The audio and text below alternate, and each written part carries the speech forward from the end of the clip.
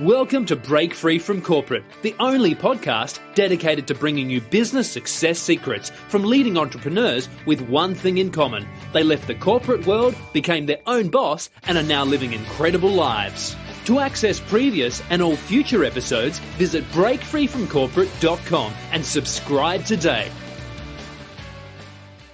Well, ladies and gentlemen, I'm really glad to have an entrepreneur with us. She's a person that I've met recently through one of our coaching programs, and she's a very well-respected business lady. She's been in business for many years now, but she comes from a corporate background, like the majority of us. And the interesting thing is she made the switch many years ago. And when we talk to her, you'll find that she's had to overcome a lot of challenges, obviously, but very focused in what she's doing. Her background is in corporate healthcare, where she spent more than 20 years in one of New Zealand's largest hospitals, and then ran an angiography business, moved to Western Australia, now lives in Australia, and runs her own business from there, helping a lot of families with their relationship with their money management, with goal setting, things like that. So she has a program that deals with all of that. So she's made a massive transition, and we're very pleased to have her. Her name is Ruth Murdoch. And Ruth, thank you so much for joining us on this podcast. Thank you, Gavin. It's a pleasure to be here today.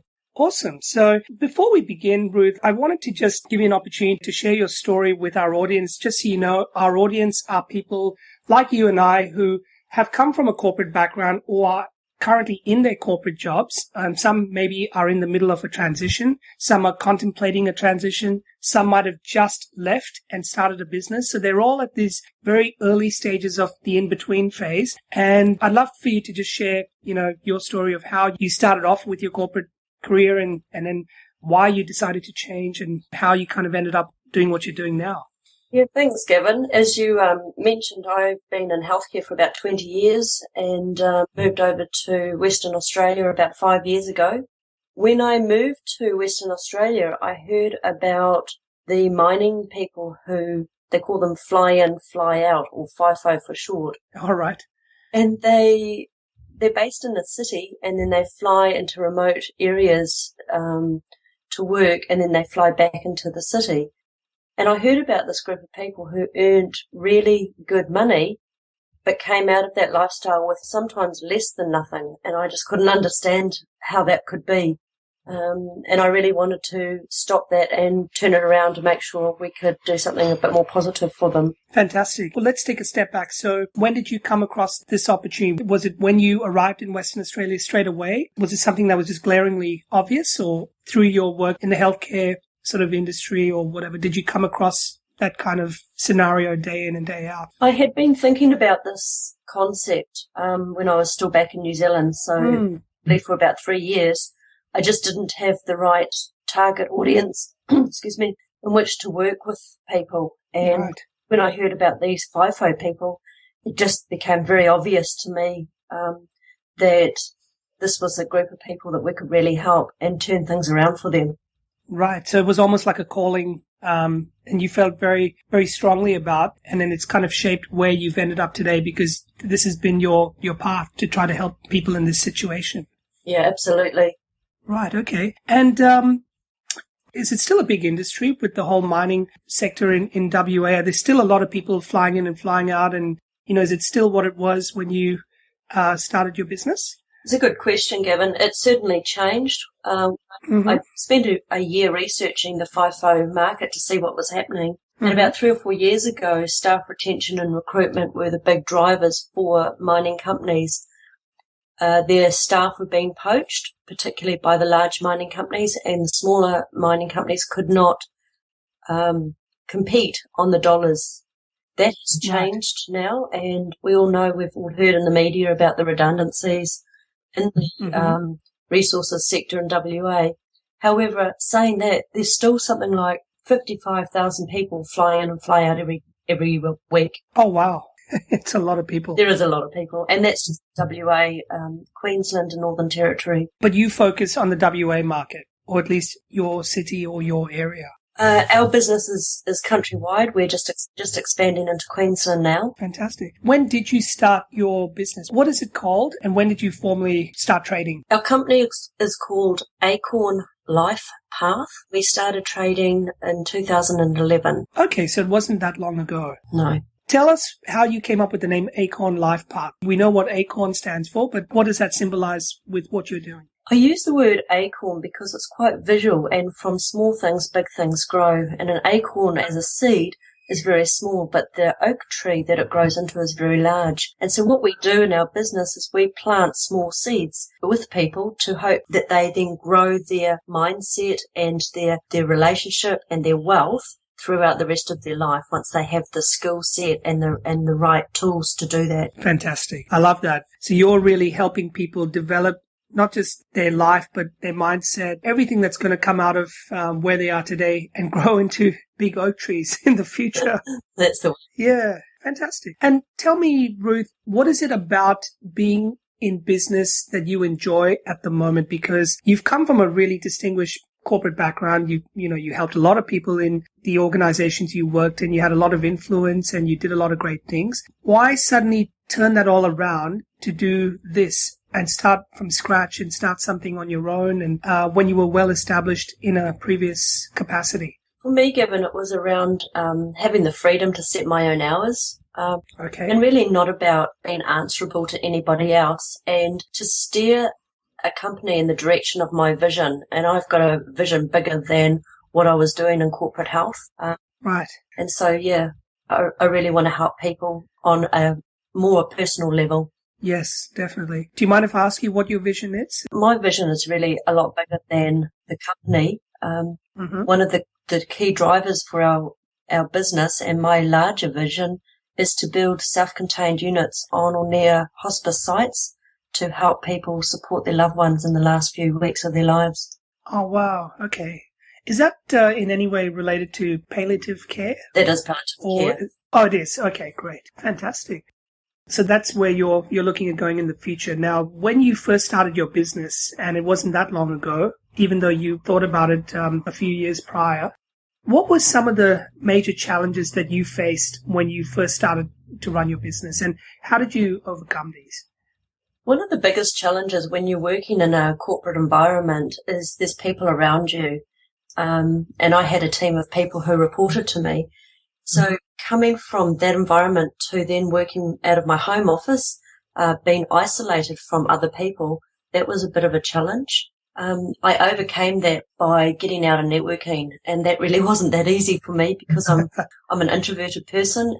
So I had to force myself to go out and meet other entrepreneurs. Yeah, right. We're about to employ the 7th person in our business, so being isolated is no longer an issue for me. Yes.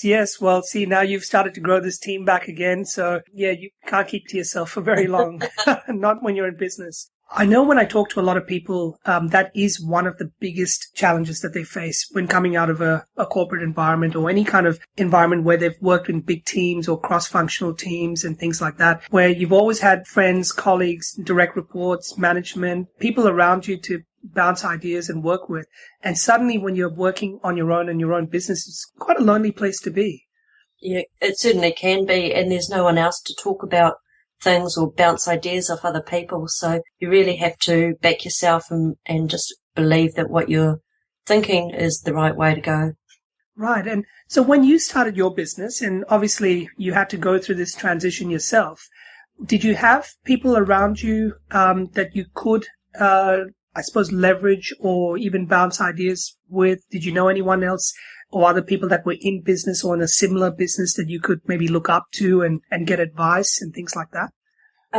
Gavin, our business is unique. There is no competitors for what we do. My biggest strength came from my husband, who also works with me part-time, and he's an engineer and works in the mining industry. Right. He's helped to develop Acorn to be where it is today. So we would bounce ideas off one another, and he was really my biggest support. When I moved to WA, we didn't know anybody here. It was just the two of us that came over.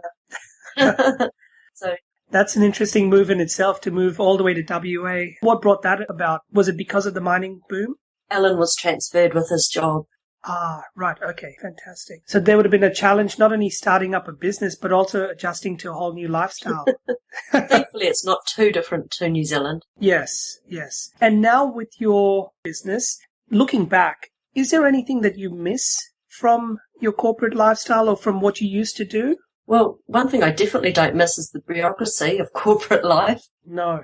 Being a small company, we can move very quickly on ideas. We don't have to go through, jump through hoops.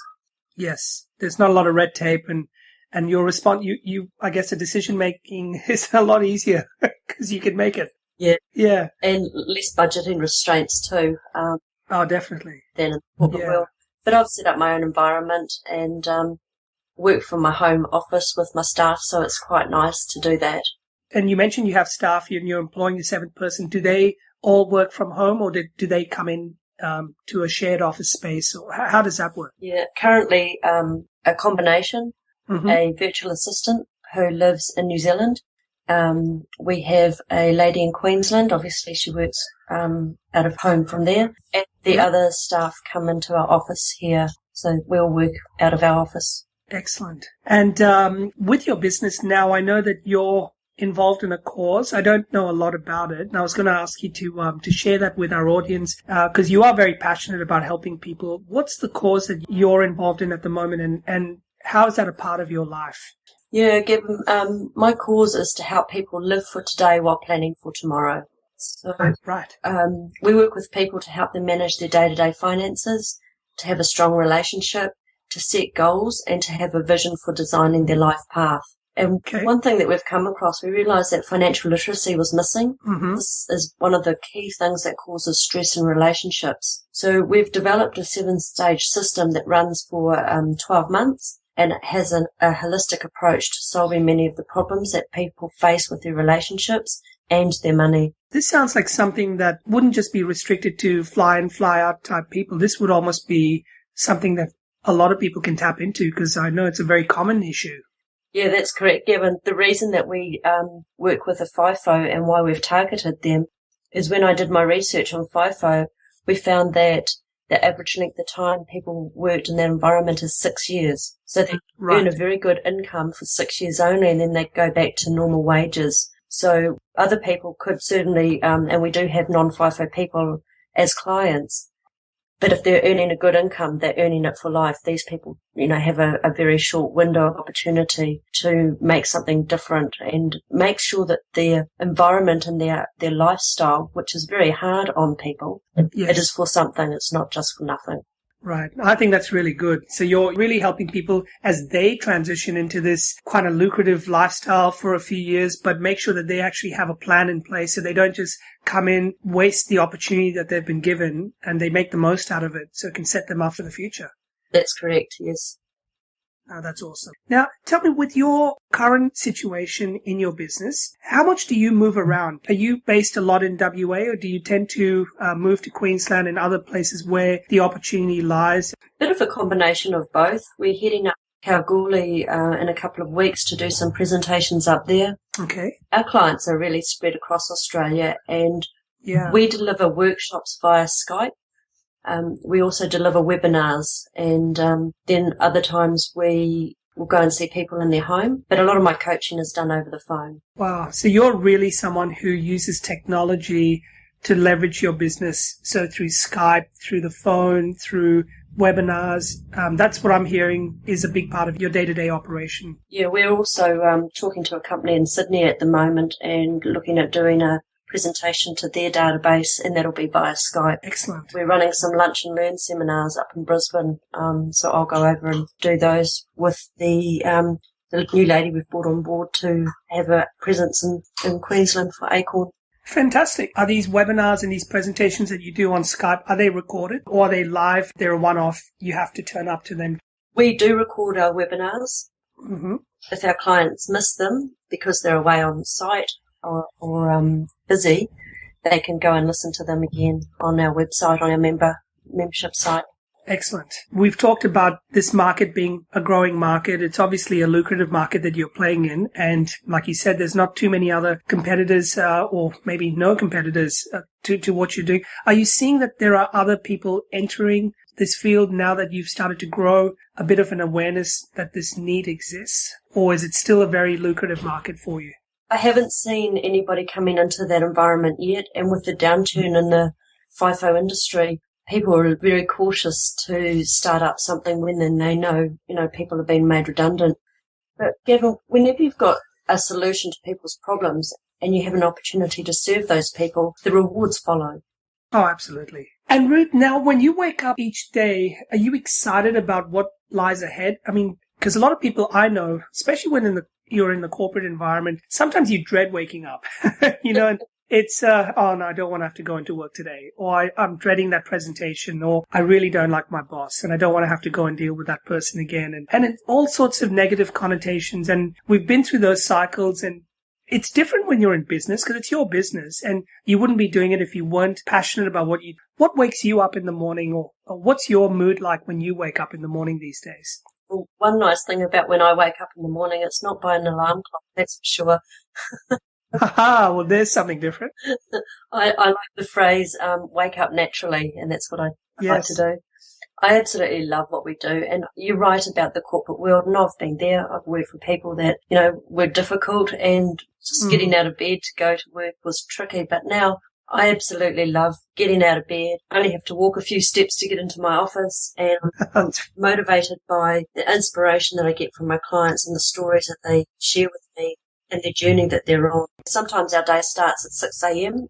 So that we can connect up with America. Oh, okay. And we're often found in the office at 10 o'clock at night, so fairly long days, but we don't see it as work. We absolutely love what it is we do. Yeah, someone actually told me a quote. I can't remember who it was now, but the day you enjoy doing what you do is the day you've effectively stopped working.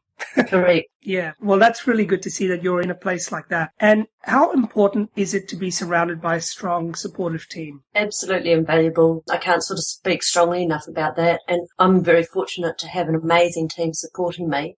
One of my staff is an ex-client, so she understands the program really well. Oh, wow. Answer any of the questions that my clients have, and she relates to the stresses that she faced, and she can relate that to clients when they ring up and they're stressed or worried or concerned about something. I've just got the most amazing team. My husband's fantastic support.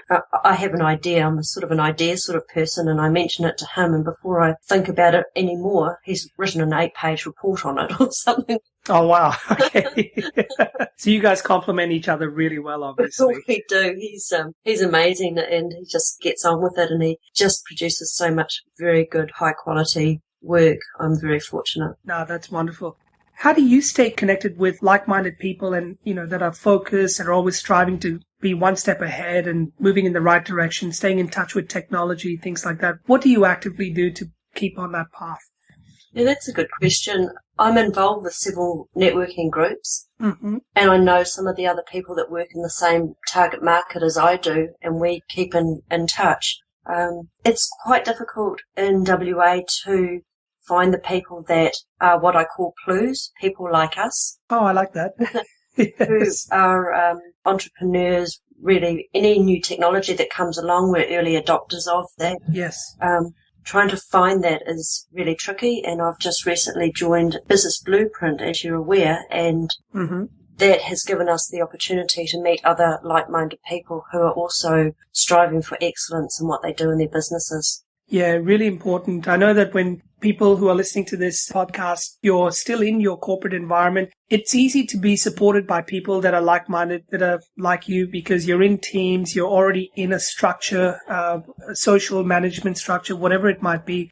So there are people who understand where you're coming from and where you're going. Once you step out into business on your own, you really have to go and create that environment for yourself. Otherwise, talking about the old acorn, for it to grow into an oak tree, you need a lot of support initially, don't you? Absolutely. Lots of watering. A lot of watering, yes.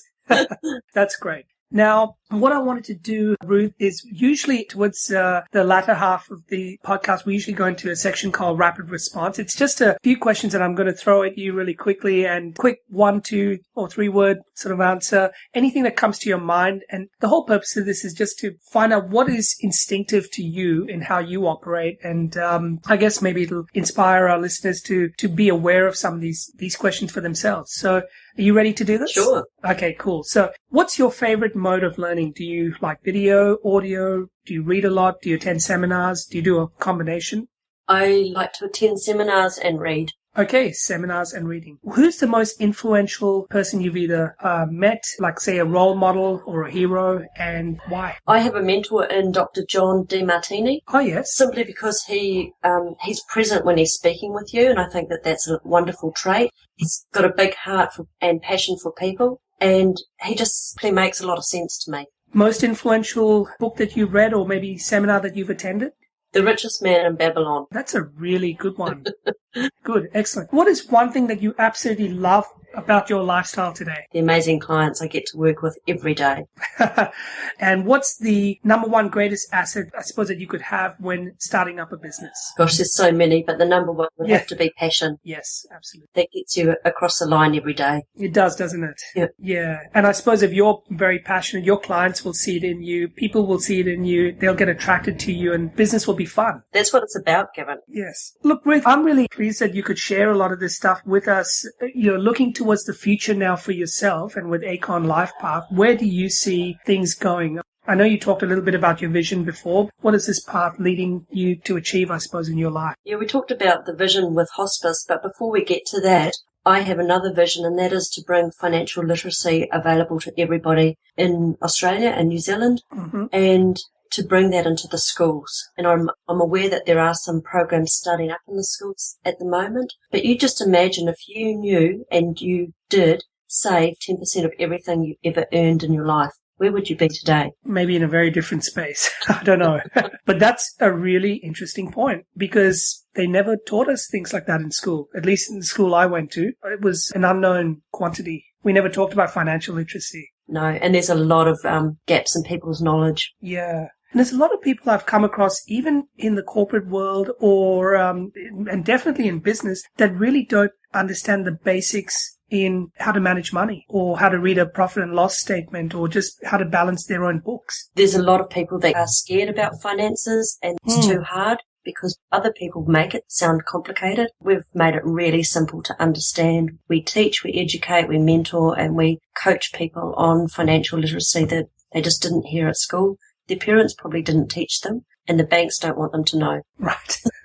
But you know what? I think you're definitely starting a trend in terms of turning people's lives around, and that comes from education. And if you can take care of some of the basics at home, like looking after your finances and meeting your goals and certain things that you want to achieve, I think everything else flows from there. Relationships will be better. Life will be a lot more interesting and fun, and you're giving people a lot more purpose. Absolutely. Wonderful, Ruth. Well, thanks for sharing all of that. Again, I know you're doing some incredible things with your business and with the people you're helping, and you're making a massive difference to a lot of people's lives. And I can see if this is the vision that you're going down, you're going to turn things around for a lot of people for the future. And I wish you really well in everything that you do. Thanks very much, Gavin. It's been a pleasure talking to you. Fantastic. If you like this podcast and would like to understand a little bit more about what was just discussed, then you're in luck. Simply head over to breakfreefromcorporate.com and we have a fantastic bonus gift waiting for you to download.